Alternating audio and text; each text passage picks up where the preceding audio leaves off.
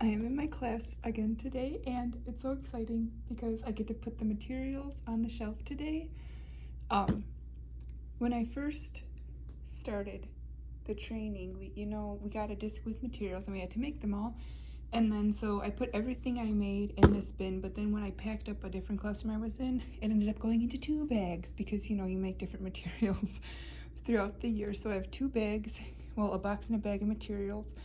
And also, if you're not using a tap bell in your class, you should, because I've been in classes where we use ringing bells, but sometimes you have to ring it 5 times, but with one tap, it usually gets the kids' attention. And I used that for 2 years, but in other classes I've used ring bells, and sometimes we had a quiet bell and a freeze bell, so I don't know, but I like the tap bell. Okay, and then I have 1 bag of books, and they're mostly Spanish books, because that's what I have. There's a few not Spanish books. I will show you this one though, because I usually go to the public library, and whatever we are learning, I get books on that, or just picture books or chapter books for the kids to read. I found it. This is a great read aloud, especially if you're trying to incorporate languages, because this girl is trying to learn all the languages in the world, and so at some parts she learns the name for ice cream, and then there's like 8 different languages in there and how to say ice cream. So it's a really cute book. So I usually do this as a read aloud. Okay, so I think I'm going to start with the language section, and this is a lot of stuff from I used last year in the early childhood for the kindergartners, the sight words, and then these ones were part of the pink, blue, and green series, or mainly the blue series when they got ready. So I made, I don't know, I like to fold envelopes in point. Also, we have a little ceramic person I made in a class my sister actually taught, and I put the I put the symbolizing symbols on it, although glaze is tricky, so some of them don't look the right way. But then I also put no te rindas, which means don't give up.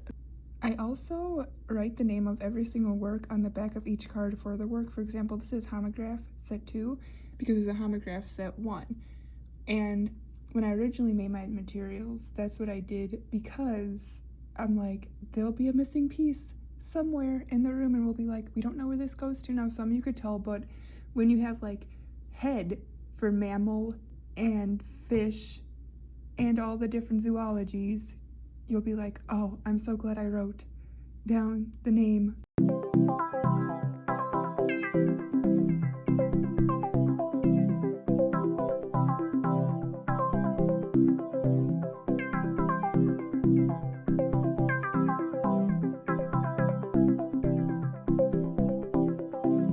So I set up the word study. I did 5 across each row, and I might change the order of them. I made these little cards. I have to decide what I want to use to stick them down. I thought maybe they could go like this too, but these also work fine because these are all the alphabetizing. In previous classrooms, I've had just like pull-out drawers with them, but I didn't have anything like that right now, so I just used these bins. And then I was starting to organize like the pink, blue, and green and the sight words, but I thought this would be the perfect cabinet for all the symbolizing things. I love symbolizing. And I found these little boxes. These are obviously old grammar boxes, but wait, I want to show you the cute ones. The interjection symbols, so cute. And then these ones are also cute, the conjunctions. Teeny, they're teeny tiny. They're just so cute. But I also made labels for their colored pencils in Spanish and English, and I was so glad they fit so nicely. And then we'll have paper on this side, and then I'm thinking about putting a bin for their papers to take home. Okay, this is what I was thinking, and then we could have like the little symbols behind it on the wall of where each of them are, and then have like the works of the symbols by it, and then the symbolizing cards I have can go on top. Okay, I think that's the move. I also set up more of the geometry area. Well, this is fraction, which will go here. So right now we just have the geometric solids, and then geo boards and the stick boxes. Then all the cards and the angles which I went through all my cards the other day and I only had a few that were missing, so I just reprinted a few things, and then the triangle like hexagon boxes, and then the geometry cabinet. I've never had this one. It's kind of fancy. I kind of miss the old little drawers, but that's okay. And then I found the geometry command cards, so I moved the fractions and I'll put those there. This will be where the fractions are. And what I'm thinking for the math area, because I put these back where they go, or that's where I think they'll go, because they have to go on the bottom because they're heavy. But I was thinking maybe addition, subtraction, multiplication, division, but then we also need numeration. I did print out all the math cards and I'll put them here. Yeah, so that's how it's going so far.